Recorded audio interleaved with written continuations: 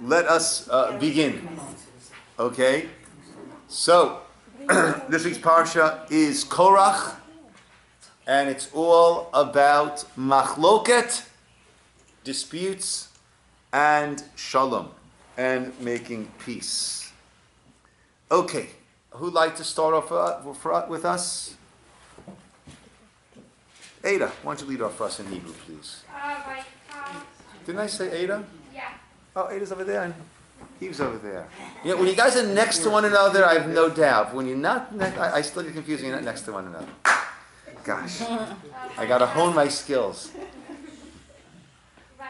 Korach, ben Yitzhar, ben Kahat, ben Levi, V'datan v'Aviram, b'nei Eliyav, On ben Pelet, b'nei Reuben. Okay, and one more, Vayakumu. Vayakumu v'nei Moshe v'anashim v'nei Yisrael, Chamishim u'matayim, Anisiye Eda Kariye Moed Anshe Sham. Anshe Shem. Anshe Shem. Good. In English, please. And Korah, the son of Yitzhar, the son of Kahat, the son of Levi,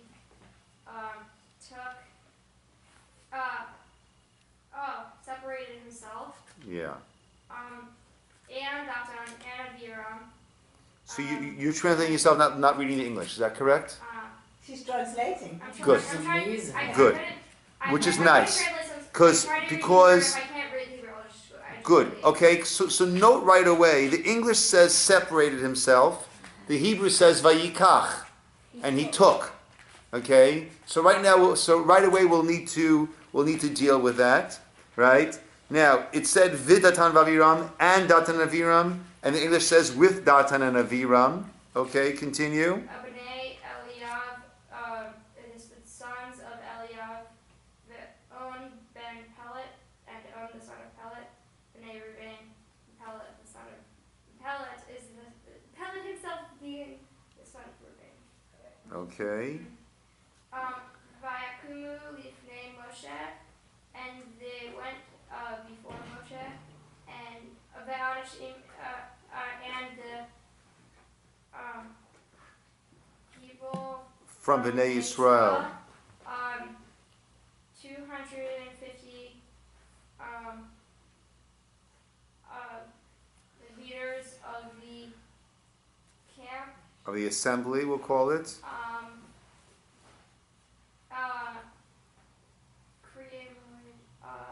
Those summoned for meeting Anshe Shem.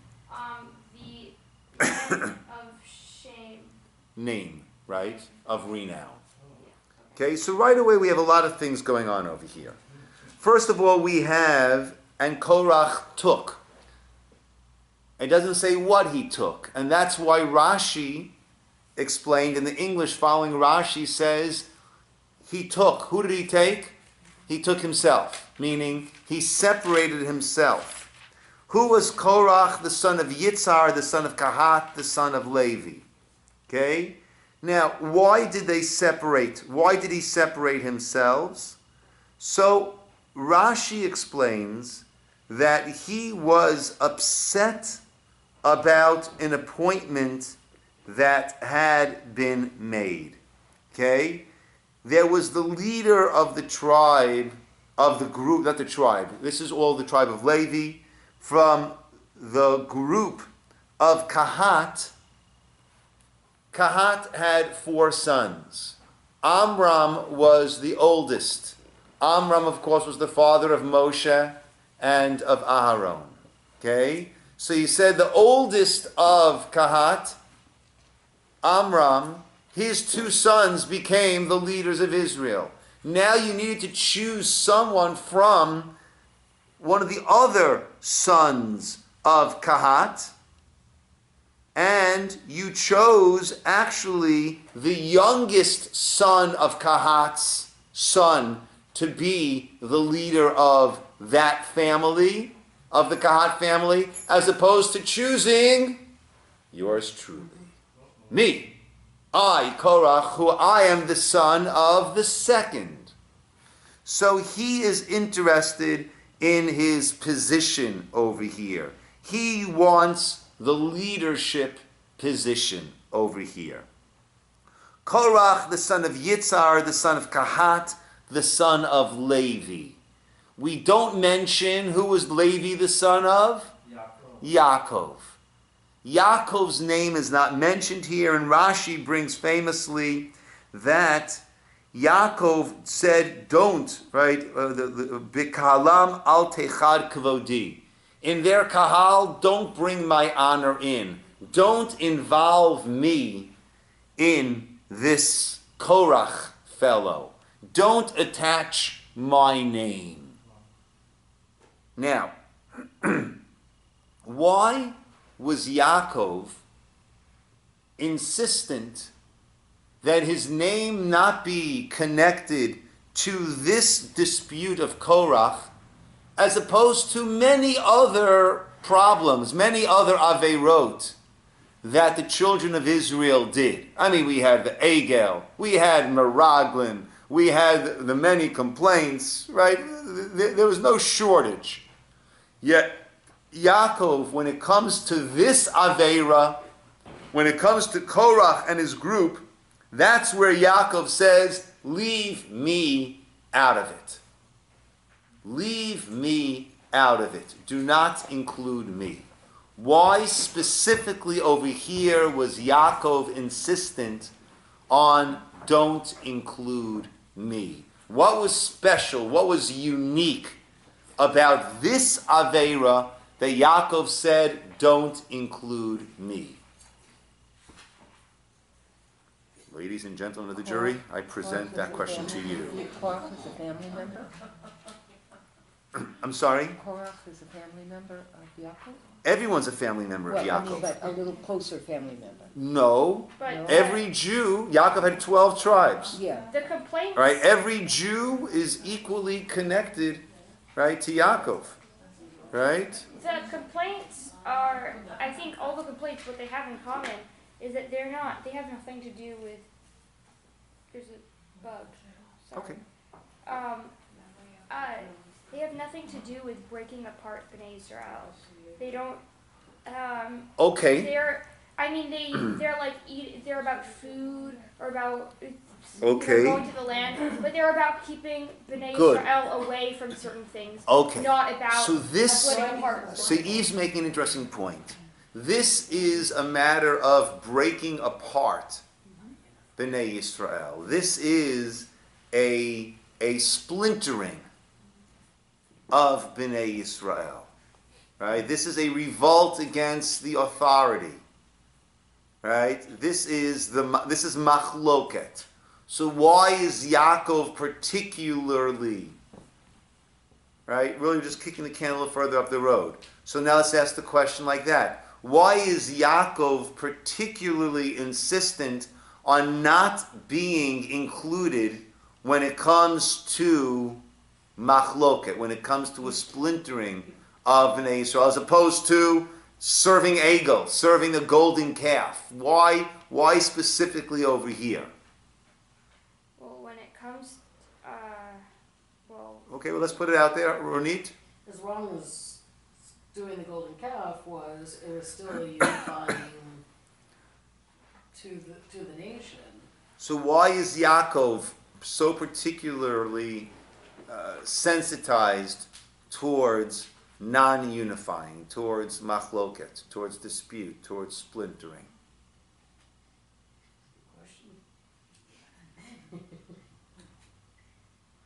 Yafi, you were about to say something before. I don't know. He's one of the forefathers. It's not, doesn't want to belong to taking part in a machloket and Okay. doing being related to something that is Okay. machloket and so Okay. wrong. Okay. Because Dove. he realized it was wrong. I'm sorry. Yeah. I'm sorry, Marta. What? Because he realized it was wrong. And Yeah, but every Aveira he realized it was wrong. Yeah. Every Aveira. Why specifically over here, Dove? Well, I think because it's rebelling against Hashem. Everything of Yaakov's mission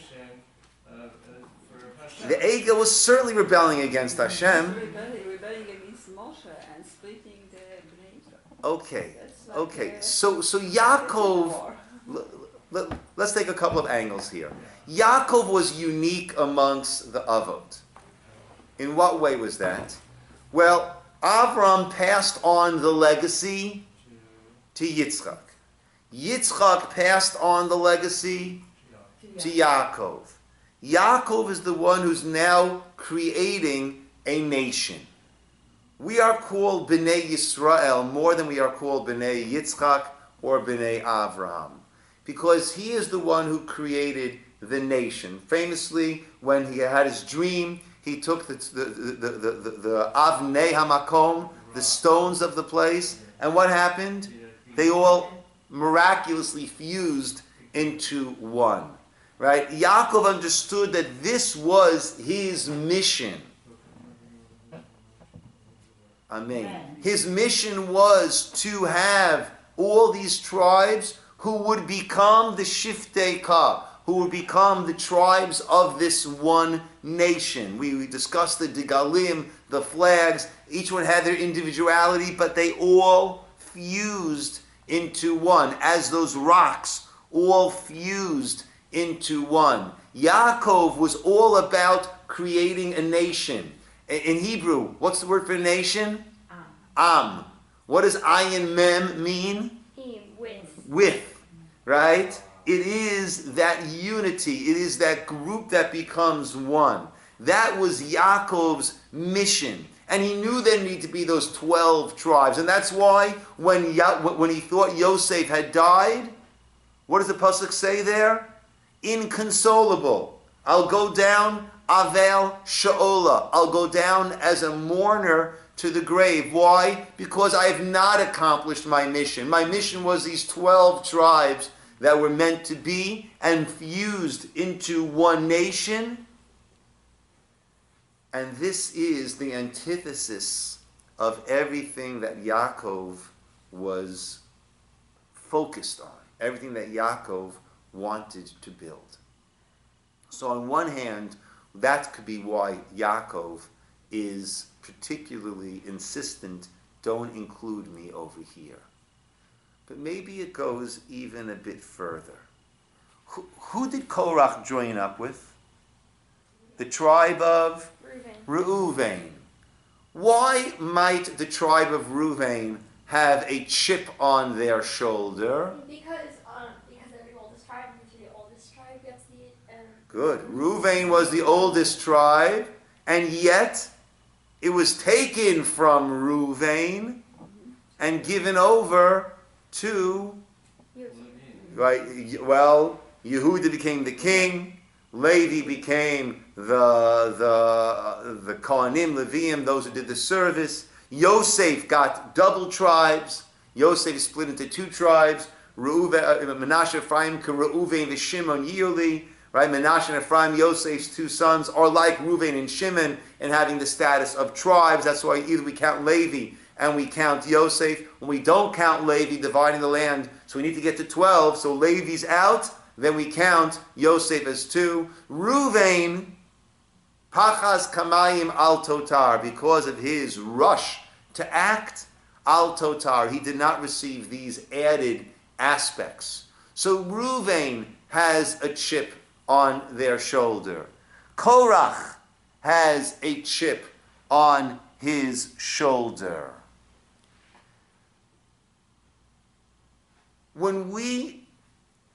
The Gemara says, if we introduce someone's name, and we don't know that person, and we don't know their father, and we say the person's name and the name of their father, so then, if this is our first introduction to them and their father, if this person's a tzaddik, then his father's a tzaddik. That's why the father was mentioned. The father's mentioned because he played a role in him becoming who he became, if that person is a tzaddik. If the person is a rasha, an evil person, then we know the father also is a rasha. Why else are we mentioning the father's name? It must be the father played a role in this result. Be it good or bad, the father played a role in that result. By listing the names over here, strange, Korach, Ben Yitzhak, Ben Kahat, Ben Levi, it's indicating that they all somehow played a role in that which happened now, the splintering, the machloket, the dispute that came about now. Yaakov was very sensitized towards that. One might say, right, chip off the old block, right? Yaakov and Esav. Oh, it runs in the family. What's the expression? The apple doesn't fall too far from the tree, right? There was Yaakov, right, who rebelled successfully against his older brother, who rebelled against the authority of the Bechor, of the firstborn. So Korach is simply following in the footsteps of his great-great-great-great-grandfather. Had his name been mentioned, then the Torah would have been, to a degree, putting a stamp on to this connection of Korach's rebellion to Yaakov. Oh, Yaakov also rebelled. Yaakov didn't rebel. It was given to him. That is why Yaakov was asking for divine affirmation that this was not a rebellion. This was, we've explained it in many different ways. He was following the nevuah, the prophecy of his mother. He had already bought that birthright from Esav. Esav had willingly, abruptly rejected it and given it away. And we even explained, according to some, that it was an act of kindness that Yaakov had bought it from Esav, meaning Reuven lost his Bechorah. Who did he sell it to? No one. Reuven didn't sell it. So how did he lose it? He wasn't worthy of it, and therefore he didn't have it. Esav too was not worthy, would not have had it. Yaakov, buying it from Esav, gave Esav some dignity, some cover, that it wasn't simply taken away from me because I didn't deserve it, but I sold it. Right? Different ways of looking at it. But Yaakov wanted this stamp of affirmation that my actions were in no way similar, were not the seeds that were planted that later on blossomed into a Korach. That's why Yaakov was particularly sensitized. So two possibilities. Number one, Yaakov was about building a nation, and this is about a splintering of the nation. And Yaakov also was involved, could have been considered to be involved in a certain degree of machloket. Now we know there's machloket l'shem shamayim, that is for the sake of heaven, and there's machloket, that is dispute, that is not for the sake of heaven. Right? The Mishnah in Avot discusses that Korach and his congregation is the quintessential machloket dispute that is not for the sake of heaven. But how come it's how is it splintering the nation? Didn't everyone in the nation come together to fight the authority? What he was trying to do is saying, who appointed you, Moshe? Right? We should be able to do our own thing. Who appointed you, Aaron? This wasn't divine appointments, right? Right? Kikol ha'eda, right? He'll soon say, Kulam kedoshim. Everyone is holy. Uvetocham Hashem, and God in the midst. Madua titnasu. Why are you lifting yourselves up over the Kahal Hashem? Now, the Medrash. Splitting the nation, though. It's a nation functions smoothly in a united way when there is one leader, when everyone agrees this is our leader. This is Moshe has his role, Aaron has his role, and we have things aligned underneath there. What he's looking to do is saying, well, no, so follow me as the leader instead of following Moshe as the leader. Right? Yeah. Now, On ben Pelet. So we hear a lot about Korach as the story unfolds. We hear a lot about Datan and Aviram. Right? They are the classic agitators. But we don't hear anything about On ben Pelet. He was part of it. He gets honorable mention. Korach, Datan Aviram, and On ben Pelet. Those are the main players here. And On, he disappears. He's off the radar screen. What happened to On? Where did he go? How is he not swallowed up? How is he not part? How did he somehow remove himself from this whole mess? So the Medrash tells us, where is it? Doesn't speak about it over here. I thought he would discuss it over here. He doesn't. Okay, so the Medrash tells us that it was his wife who deserves all of the credit. Right? Just one second.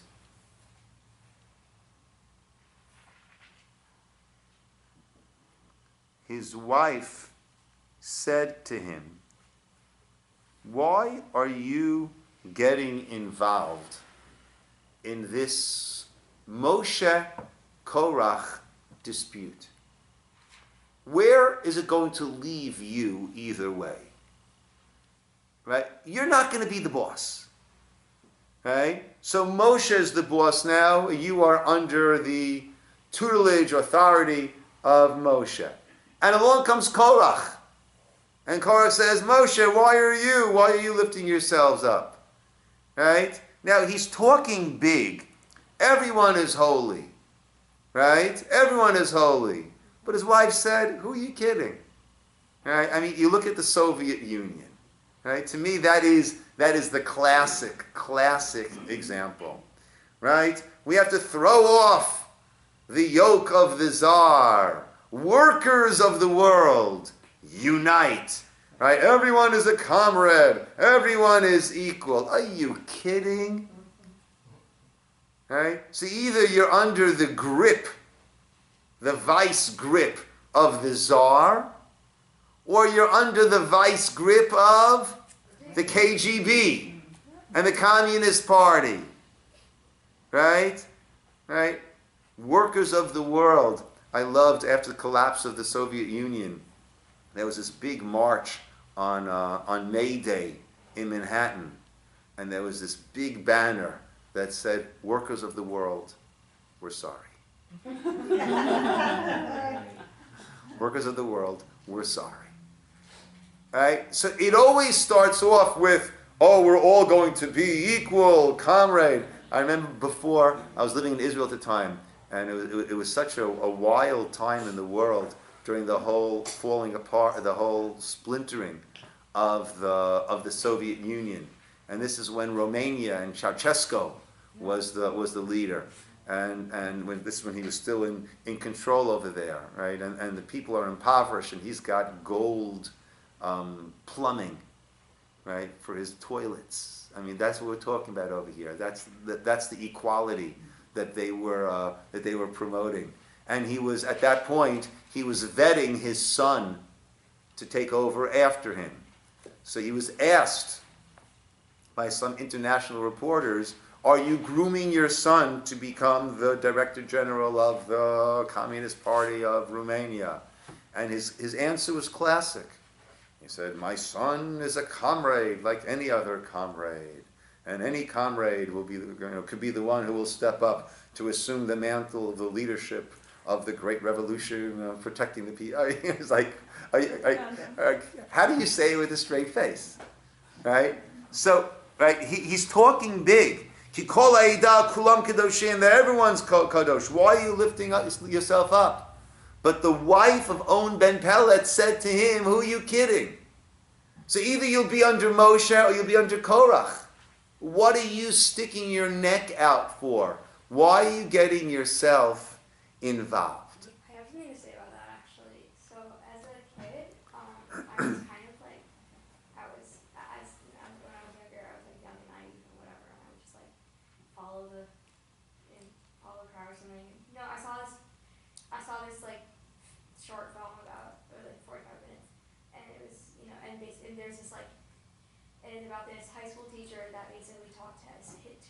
kids about the Holocaust by like showing them. Oh, the wave? Yeah. Probably told you about that in the picture. No, I've seen it also, yeah. Yeah. Honestly, it completely like changed my worldview. Because I was like young and naive. I did whatever. Everybody familiar with the wave? Yes, Yes. yes. And after that, Yeah. I was just like, yeah, no, I'm not gonna keep doing what I've been doing, and like, Yeah. I'm completely changed Yeah. my worldview philosophy, and like been trying to make myself more like Independent. more independent. Nice. From like the past 4 years. And one of the lines that the teacher says is like, no one is special, we're all equal. And like and because I was young, naive, and not that smart, like I was, I was, I didn't really raise a red flag for me. Like, I mean, it kind of like did for just 2 seconds, and I was like, oh, it's okay, because we're all equal. And then at the end, when like, Hitler came up on the screen, I was like, oh, okay, something's wrong here. Yeah. Yeah. Now, she didn't trust him even at that point. So the Medrash says that what does she do? She gave him some stuff to drink. And then he fell asleep. And then she dressed somewhat immodestly by the entrance of the tent. And that way other people weren't going to come in to rouse him, to get him to join. Right? So she was really the heroine over here. But if you pause for a second, right, it wasn't anything it wasn't anything so incredible that the point that she made was a pretty clear and obvious point. Why are we praising her so much for her acumen, for her insight? It was pretty clear. It was pretty simple. Why are we making such a big deal about her and her wisdom and how she saved, right? It was all pretty obvious. Why are we making a big deal out of this?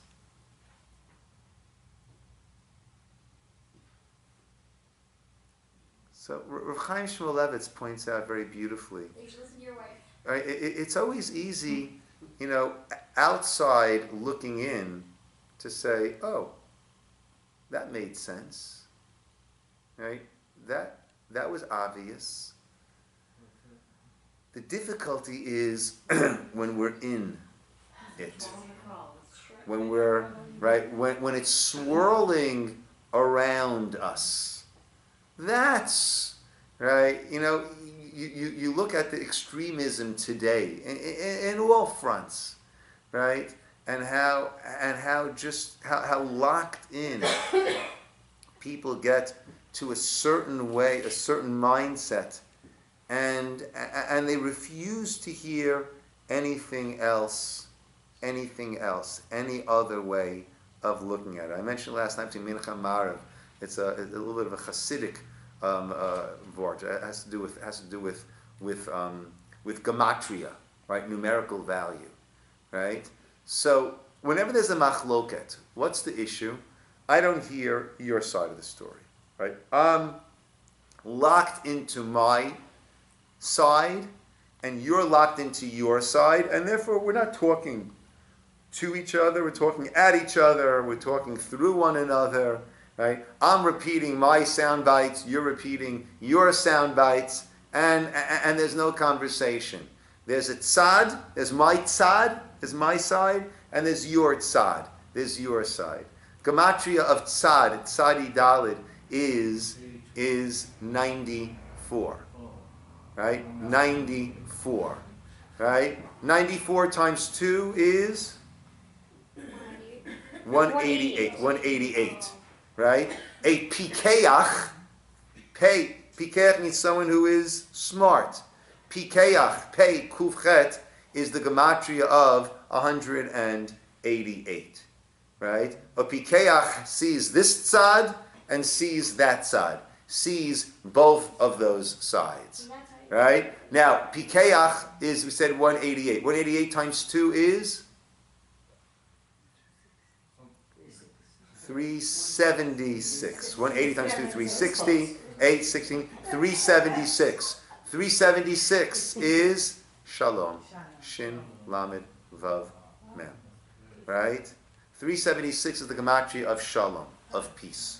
Meaning, when you have two pikeachs, We have two people who are wise. Wise meaning I hear my side and I'm willing to hear your side. I may not agree, but I'm hearing your side. I'm understanding where you're coming from. I validate your opinion makes sense. I disagree. Right? But it's not irrational, it's not ridiculous, it's not crazy. That is how there is shalom. But when we are in the midst of it, that is when it is so difficult not to get swept up. Whatever the case is. So the godless, the greatness of Mrs. On Ben Pellet, the greatness of Mrs. On is that she did not get swept away in that mass hysteria, that mass movement that was gripping and spreading. She was able to remove herself from this wave and say, oh, does this make sense or not? And that is how On Ben Pellet, who has billing, top billing, right, ignominious top billing, along with Korach and Datan and Aviram. That's who's in this pasuk. Korach, Datan, Aviram, and On. And yet On manages to not be swept away in this tsunami and not be destroyed along with the others. Yes, though. Wasn't there an issue about hair, about this? Haircuts or something, wasn't there? I'm sorry? Wasn't there some haircut issue that she Okay. brought up? Yeah, And right. she actually used her hair in this. Correct. She sat with her hair uncovered by the entrance to the tent. And that way Korach and others made sure to stay away. Yeah, that is correct. Now, there is another, I saw this in the Sefer Mimam Hakim, a fascinating idea from the Arizal. And again, this has to do with gematria. The gematria of Korach, Kuf Reish Chet, is, so Kuf is 100, Reish is 200, Chet is 8. So Korach is 308. The Arizal says Korach is 308. Hevel, what does Hevel have to do with this? We'll soon see. Hevel, what's the gematria of Hevel? Abel, back to Cain and Hevel, Cain and Abel. What is Hevel? What's the gematria of Hevel? 35 Plus 2, right? 37. Okay? So 37 and 308 is 345. Moshe, 345. So what might the Arizal be talking about when he points out that Korach and Hevel equals Moshe? Okay. Let's go back. So this is how the Sefer Mimam Hakim wanted to present it, and I think it's a very powerful presentation that says a lot to us also. Cain, right? So Cain and Abel's story, right? The first murder, fratricide, was Cain killing his brother Hevel. What had happened? Cain brought a offering to God. And Hevel, Gam Hu. Hevel also he brought an offering. Hevel brought from the best offering. Cain brought from the lowliest stuff. God spoke to Cain and said, raise your game, up your game, right? And everything will be fine, right? He wasn't comparing, in terms of a parenting, he wasn't comparing Cain to Hevel. What was he comparing Cain to? Kind of what he should have been. Cain to Cain. to what he should have been. Right? He wasn't comparing Cain to Hevel. He was comparing Cain to Cain. But Cain becomes incensed, and what does he do? He murders Hevel. We learn, Chayav Adam Lomar, a person is obligated to say, Bishvili Nivra Ha'olam. The world was created for me. Now, there are two directions that a person can go with that. One direction is me. Everybody, please do your best to cater to, serve to, bow to me. Did you hear? The world was created for me. So where does that put all of you? Right? Helping the great almighty me. Right? Cain's name comes from, what was he called Cain? Acquired. Right? That is what Chava said. I have acquired also, I've also created over here. Acquiring means, right, bringing it all, right, to me, making it all mine, right? I'm liberating it, right? I'm nationalizing it, right? Right? Come back to the Soviet Union. What did nationalizing mean? Making it mine. It wasn't everyone's, right? They made it mine, right? Cain looked at this true concept of Bishvili Nivra Olam, the world was created for me, and therefore anyone else who is getting in my way, what am I meant to do? I am meant to swallow him, to incorporate that into me. Right? I'm the magnate. I buy everything. It's all mine. It's all mine. Pushed to the extreme, if someone is interfering with my space, what do? Eliminate him. He swims with the fishes. Right? He's not going to be on my turf anymore. Right? I eliminate him.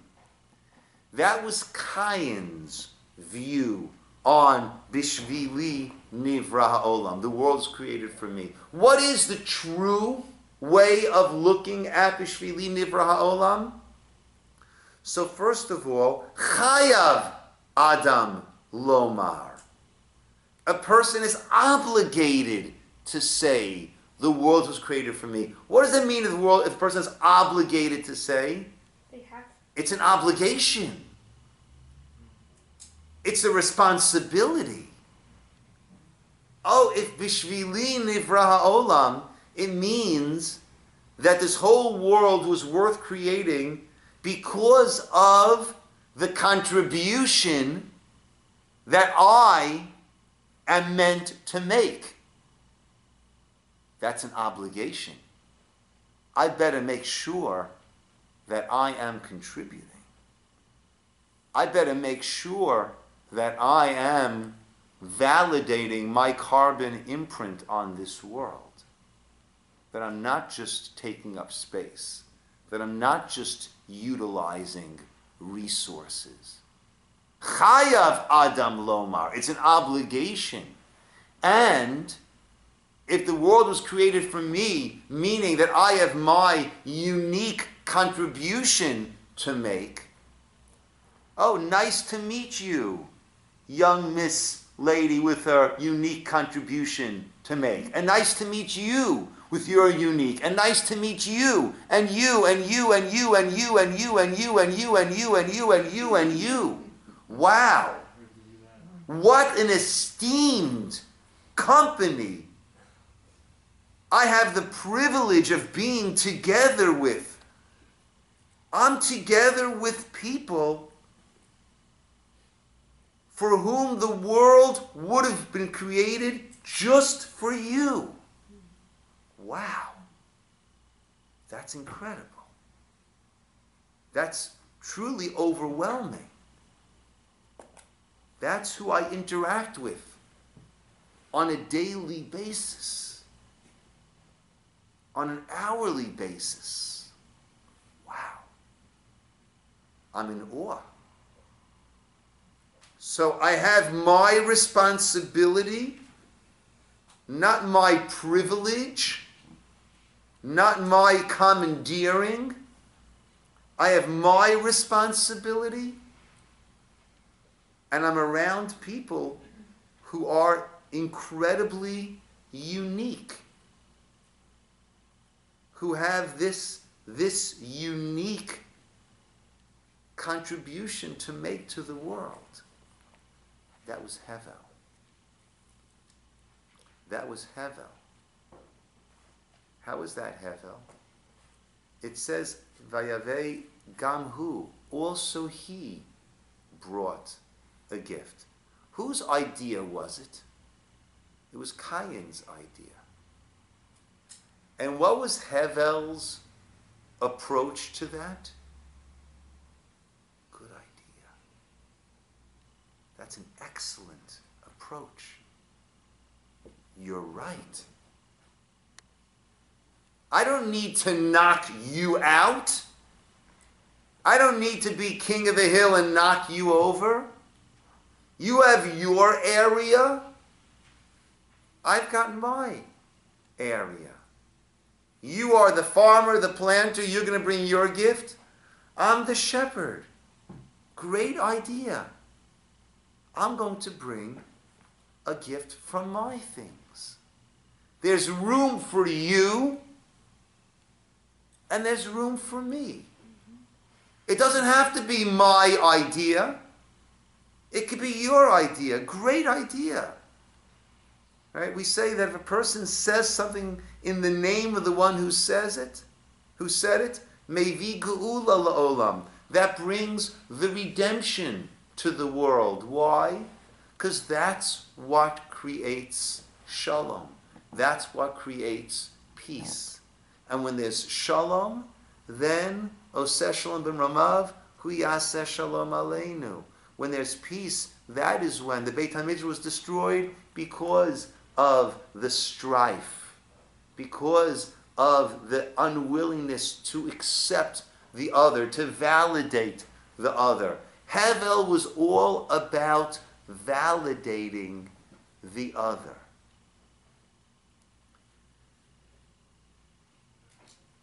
Hevel plus Cain equals Moshe.